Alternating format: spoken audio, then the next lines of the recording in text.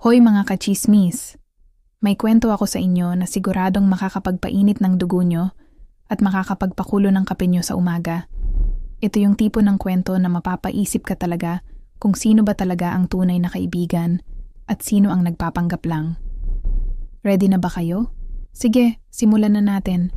May mag-asawang sina Mr. at Mrs. Isang gabi, medyo naparami ang inom ni Mr. kasama ang kanyang best friend, si Parekoy. Dahil gabi na at lasing na si Mr., sabi niya kay Parekoy, "Dito ka na matulog, Parekoy. Tutal coding ka naman bukas. Bawal ka bumiyahe ng maaga."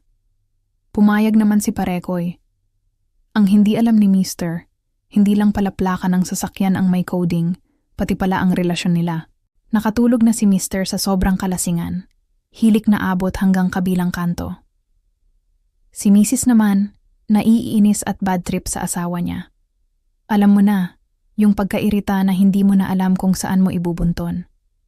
Habang nagmumukmok si Mrs. sa sala, lumapit si Parekoy. Sabi niya, "Pasensya ka na sa kaibigan ko ha. Laging ganyan. Dito na nagsimula ang lahat." Mula sa simpleng pag-uusap at pag-comfort, nauwi sa mas malalim na kwentuhan. Si Parekoy, daig pa ang customer service representative sa pag-aasikaso kay Mrs. Pinakinggan lahat ng hinanakit niya, lahat ng reklamo niya tungkol sa pagiging pabaya at lasinggero ni Mr. In short, nakuha ni Parekoy ang loob ni Mrs. sa mga oras na pinaka-vulnerable siya.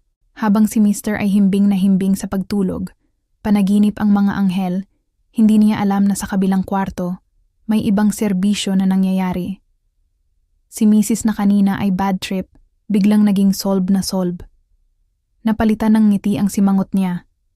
Yung inis niya sa asawa niya, parang bulang naglaho dahil sa special service na binibigay ng tropa. Kinabukasan, nagising si Mr. na masakit ang ulo, pero good mood.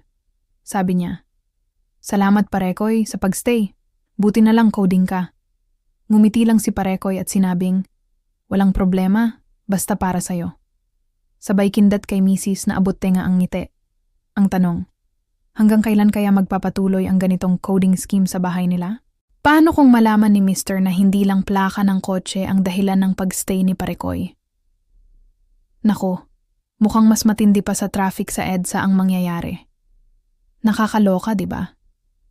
Minsan, ang akala mong simpleng pakikisama, may mas malalim pa palang dahilan. Ang tiwalang ibinibigay mo, sinisira lang pala habang ikaw ay natutulog. Kaya mag-ingat sa mga taong pinapapasok nyo sa inyong pamamahay. Baka hindi lang sila nakikitulog. Baka may iba pa silang serbisyong ino-offer. Ano sa tingin nyo ang dapat gawin ni Mr.?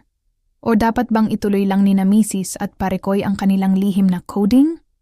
I-comment nyo naman ang inyong mga opinion dyan sa baba. At kung may mga kwento kayong ganito, i-share nyo na rin. Salamat sa panunood at pakikinig mga kachismis. Huwag kalimutang mag-like, share at mag-subscribe para sa mas marami pang maiinit na kwento. Hanggang sa susunod,